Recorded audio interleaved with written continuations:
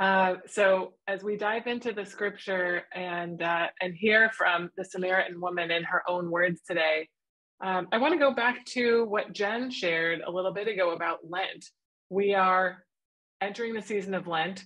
It's 40 days of preparing our hearts to receive the mystery of Easter and of our Creator God overcoming death out of love for us. And that mystery is a lot to take in. So over Lent, we get quiet, we get still, we drop down into presence, and we strip away the layers of our habitual ways of seeing, our distracted habits, our cultural conditioning, so we can have a direct encounter with that mystery. And it is shocking. And if we're really hearing it, like, our faces should look like lives, like, oh, exactly what I saw on your face, honey. So I've heard this expressed, this Lenten thing, as fasting from whatever the thing is so we can feast on God. So I'm fasting from caffeine so I can feast on God. I love that. And another way I love to put it is saying no to whatever so we can say yes to God. So I'm saying no to mindless scrolling so I can say yes to God. So I invite you to be thinking tonight as we have this conversation, is there anything you feel led to maybe say no to so that you can say a bigger yes to what the divine might be inviting you to right now? So I have a question for you, church, and you can give me some like nonverbal cues with your face, or you can put it in the chat. You don't have to answer it. You can just ponder it. You can answer if you want to. My question for you is, have you ever lied about your number? I'm talking about that number. Maybe you wanted a partner to perceive you as more experienced than you really were, so they would think you were cool. Or maybe you wanted a partner to perceive you as less experienced than you really were because you were afraid if they knew how many partners you'd already had, they wouldn't want you. That number, oh, okay. Somebody's never done it. All right. Well, some of us have done both. I'm just going to say right now, I've done both. Maybe you've changed the math rules a little bit to fit the situation. Like, are we counting this particular way or are we counting that way? Because I don't think that one time counted because, technically. So, all right, Naya knows. So what's really going on here? It seems to me that we believe there's some kind of standard out there, some kind of cultural standard that's a right way. And whatever that is, our story is not going to meet that standard. We will be rejected. So we curate this ideal version of ourselves, which means we just edit out the parts that don't fit that narrative. And so tonight we're going to hear the story of a woman who met Jesus, and she told her story in her own words. And she starts out telling the edited version, the Instagram version, and we're going to see how Jesus invites her to name and embrace her full story, including the parts she'd rather leave out, and invites her from that messy fullness of herself into a new way of being. And we're going to see that the God who created us seeks us, sees us, and selects us to be in a relationship of life-giving intimacy with the divine, a relationship where we get life-giving water as a source within our very selves so that we can freely live into what we are created to be. Can we do that? Okay. So Jesus is on his way from Judea to Galilee. He takes a detour through Samaria, home of a different tribe that doesn't have much to do with the Jews anymore. And the feeling is mutual. These people do not get along.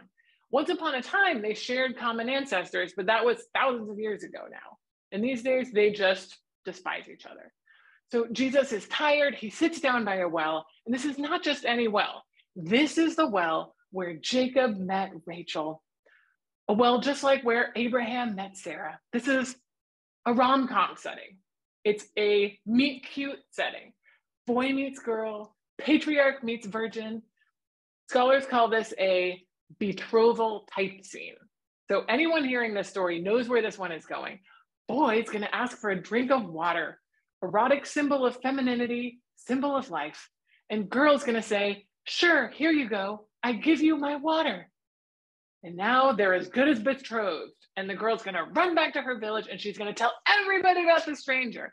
And then they're going to ride off into the sunset on a camel together. So satisfying. So this is what we're expecting. And now Jesus is sitting by the well. Here comes the girl. In John's story, she doesn't have a name, but we are going to give her a name tonight. The Greek Orthodox Church named this woman Fotini, and that name means the enlightened one. And today is actually Fotini's feast day in the Greek Orthodox Church, February 26th. So yes, Fotini. So Jesus is already waiting there at the well. Fotini comes, she comes to draw water for herself. He's been waiting for her. He has been waiting for her specifically. And when she arrives, he says, will you get me some too? And she says, excuse you? Why are you talking to me? Like, we're not supposed to be interacting, Jew, Samaritan. Jesus then shows us he's going to let her in on his secret. He says, if you knew who I was, you'd be asking me for the living water. And living water meaning fresh running water, like in a river, as opposed to still stagnant water. Living meaning even better, even fresher than what's in this well here. So Fotini says, really? Really? And where would you get this living water? Do you have something that's so special that it's more than what our mutual ancestor had, Jacob, the patriarch? And Jesus says, whoever has the water I give them will never thirst. In fact, the water I give people becomes a spring of water within them that wells up to endless life. Okay, she says, you have my interest. So then, as we heard, Jesus says, go call your husband and come back. And then Fotini says something that is technically true, kind of like my number. She says, I have no husband. She learned to protect herself. We learn to be careful, don't we, when we're crossing boundaries, when we're code switching, when we don't know what it's safe to say and who it's safe to be. But our intuition tells us, keep your guard up. If they see you, if they see who you really are, they won't select you. She's learned to tell the version of herself that keeps her acceptable within the culture. She's had to play it safe to survive. Anybody here tonight had to play it safe to survive? Jesus says, yes, that's right. What you said is true. But he also gently names that he knows there's more to the story than what she's choosing to narrate to him. She is not the virgin in this rom-com. And is it because of her 5 husbands, like possibly each one of them died, which is totally possible in those times when you start getting married at 12, and she's been widowed 5 times, and she's had to find a new provider 5 times? Could it be because of the levirate marriage laws where she was passed down from one brother to the next? Maybe. The text is not particularly interested in that detail, and that says a lot. That tells us the interest is not really of interest to John, not really of interest to Jesus. And actually, a lot of ink has been spilled over whether Fotini had some kind of scandalous past. And that's really a lot more about the commentators than it is about this text, because Jesus doesn't press her on the details. There's no judgment here. The facts that he needs to get on the table are just that whatever the reason, she's had a hard journey. This woman who he is seeking at this betrothal spot. He has gone out of his way to seek her, this woman who's had a hard journey. He sees the whole of her hard journey. That's who he wants, not the filtered version of her story that she was offering to be acceptable. And he selects her to share his secret with, the secret of his full identity, that he is the one everyone, Jew and Samaritan, have been waiting for. So Fotini now is the very first person that Jesus reveals his true identity to. And going back to the betrothal type scene, it's a good scene. They make a good couple, right? He's a divine stranger, a foreigner showing up inconveniently right where she's trying to draw water.